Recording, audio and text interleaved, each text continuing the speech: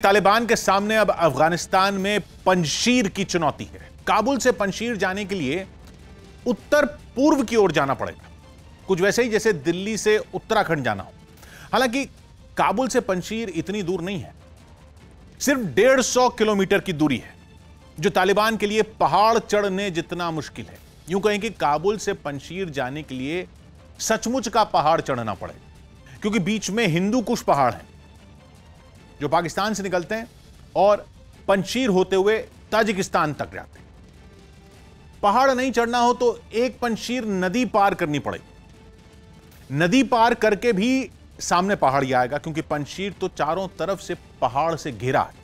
इसीलिए तालिबान वहां 25 साल पहले भी कब्जा नहीं कर पाए थे, और इस बार भी पूरा अफगानिस्तान तालिबान की मुट्ठी में आ चुका है। लेकिन पंजशीर के नाम पर तालिबान के लड़ाकों के पसीने छूट रहे हैं।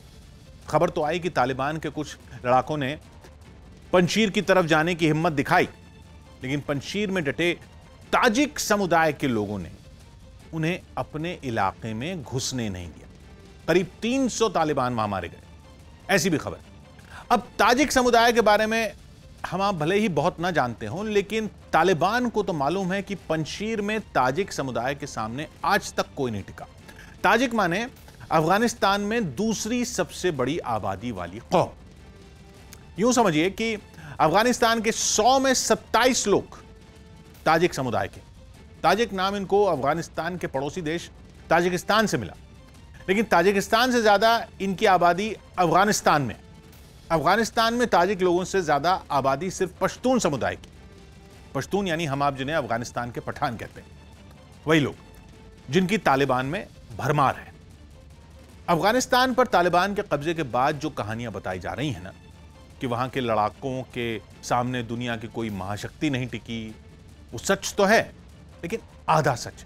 पूरा सच यह है कि ब्रिटेन और सोवियत संघ के खिलाफ अफगानिस्तान के कबीलों ने जो लड़ाई लड़ी थी, उसमें पश्तून समुदाय के लोग अकेले नहीं थे, उनके साथ ताजिक समुदाय के लोग भी थे। सोवियत संघ से लड़ने तक दोनों समुदाय साथ ही थे, लेकिन सत्ता में हिस्सेदारी का झगड़ा शुरू हुआ यूं कि पश्तून समुदाय के नेताओं ने तालिबान के नाम से अफगानिस्तान पर कब्जा शुरू कर दिया।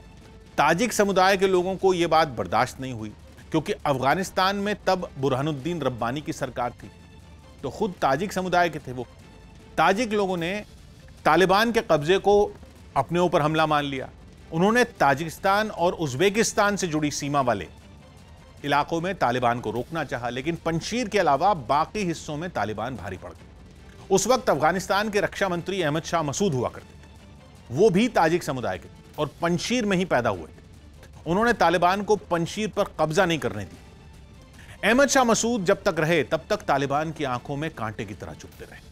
अमेरिका पर 9/11 के हमले से 2 दिन पहले अहमद शाह मसूद को धोखे से मार दिया गया। पंजशीर के लोगों को इसका भी बदला लेना था, इसलिए उन लोगों ने तालिबान पर हमले में अमेरिका का खुलकर साथ दिया।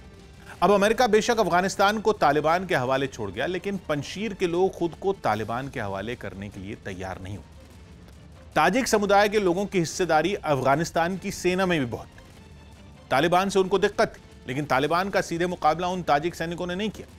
थोड़ी हैरानी हुई थी, और अमेरिका भी परेशान था कि अफगानिस्तान की फौज ने बिना लड़े हार क्यों मानी। इसका जवाब अब पंजशीर से मिलने लगा।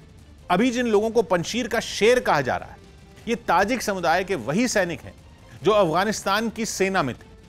तालिबान से सीधे लड़ते तो उनको कुछ हासिल नहीं होता, इसीलिए ताजिक समुदाय के बहुत से सैनिकों ने पंजशीर की राह पकड़ी। वो अमेरिका से मिले अपने हथियार भी लेते गए। अब उन्हीं सैनिकों के दम पर पंजशीर के नेता अहमद मसूद ने तालिबान के खिलाफ जंग का ऐलान कर दिया है। अहमद मसूद यानी तालिबान के सबसे बड़े दुश्मन अहमद शाह मसूद के बेटे, वही अहमद शाह मसूद जिनकी तालिबान ने 20 साल पहले हत्या करवा दी। वो अपने पिता के नाम पर ताजिक समुदाय के लोगों को ललकार रहे हैं और तालिबान के खिलाफ ताल ठोक कर मैदान में आ गए। अभी यह किलेबंदी सिर्फ पंजशीर तक दिख रही है, लेकिन पंजशीर पर तालिबान का हमला हुआ तो कत्लेआम होना तय है। उस जंग में चाहे ताजिक समुदाय के लोग मारे जाएं या फिर तालिबान के लड़ाके, लेकिन पंजशीर में खून बहा तो खून की नदियां पूरे अफगानिस्तान में बह सकती हैं, क्योंकि तब तालिबान और पंजशीर की जंग ताजिक और पश्तून समुदाय की लड़ाई में तब्दील हो सकती है। इस लड़ाई में अगर तालिबान मरे तो तालिबान के कमांडर पश्तून समुदाय के लोगों को बदला लेने के लिए उकसाएंगे, और अगर पंजशीर के लोगों का नरसंहार हुआ तो ताजिक समुदाय के लोगों का खून उबलेगा। एक ही देश में जब दो समुदाय के लोग इस तरह आमने सामने होते हैं तो गृह युद्ध की आग भड़कती। वही पंजशीर में सुलग रही है और उसकी आंच भी महसूस होने लगी।